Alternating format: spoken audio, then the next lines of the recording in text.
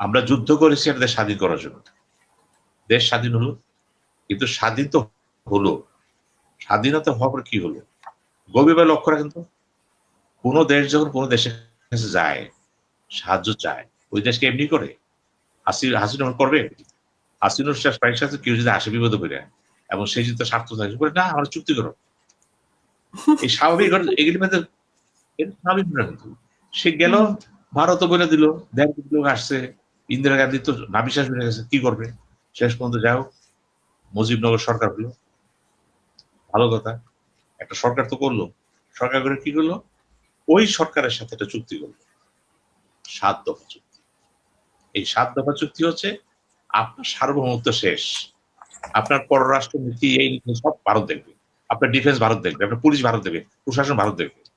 অর্থাৎ আপনাকে কিন্তু ওই ৭ দফা চুক্তি আটকে দিল, কিন্তু আপনার কিন্তু উপায় ছিল না, আপনি অসহায়ের মতো কিন্তু করলেন, না সব মারা যায় কিন্তু। এটা বুঝতে হবে, কিন্তু হুট করে কেউ বলেন না জঙ্গি চক্র না। ওই অবস্থা আপনি কি করতেন?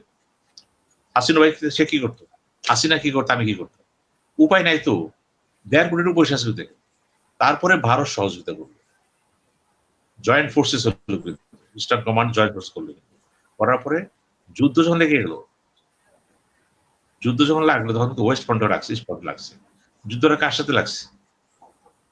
বাংলা পাকিস্তান আর্মির সাথে ভারতের। মুক্তিযুদ্ধ হলো সহকারী ফোর্স হিসেবে কাজ করছে, দেখেন অলওয়েজ ইস্টার্ন কমান্ডার থেকে, কিন্তু চুক্তিটা হচ্ছে জয়েন্ট ফোর্সের চিত্র আমরাই করছি এখানে।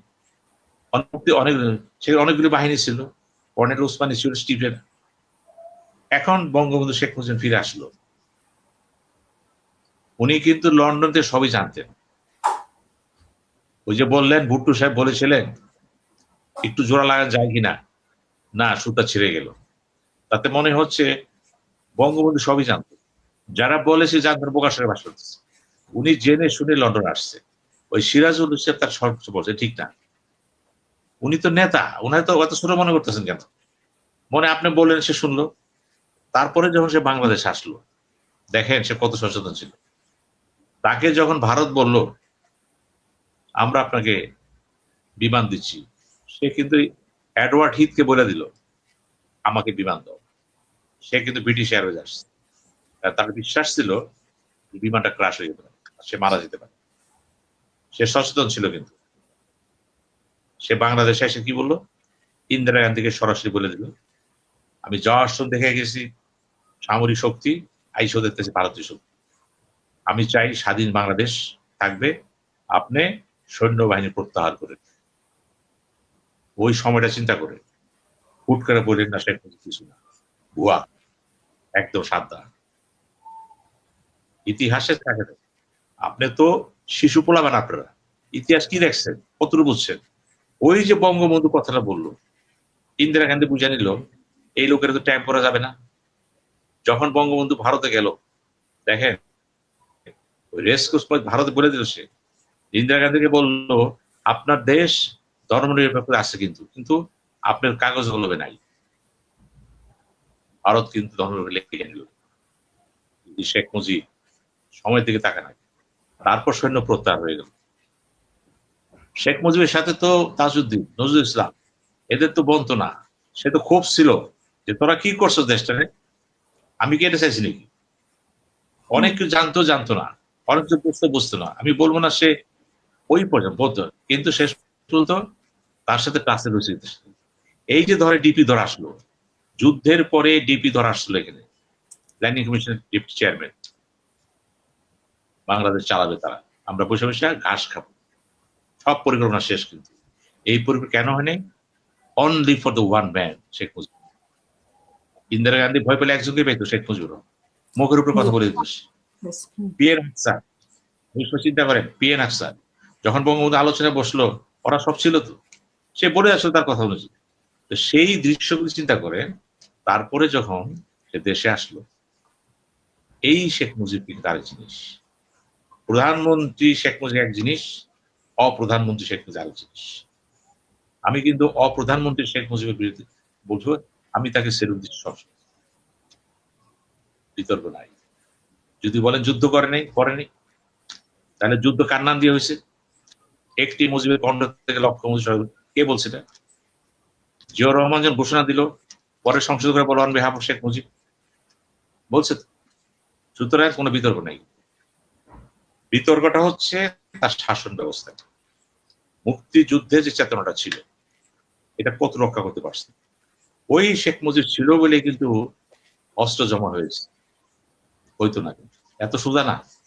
সবার অস্ত্র ছিল কিন্তু জমা হয়েছে, অর্থাৎ অনেক কিছু ত্রুটি বিচ্ছুতির পরও কিন্তু তিনি, তার সে দৃঢ়তা ছিল, তিনি পারছেন। হয়তো প্রশাসনের ক্ষেত্রে তিনি অভিজ্ঞ নন, ততটা যোগ্যতা বুঝতে পারেননি। কারণ এগুলি না ভারতে বড় বড় পণ্ডিতরা বই লেখছে, তো বইতে লেখা আছে যে শেখ মুজিব পিরিয়ডটা কেমন ছিল। আমাদের এখানে যে রাষ্ট্র হাইকমিশন ছিল তারা তো বই লেখছে।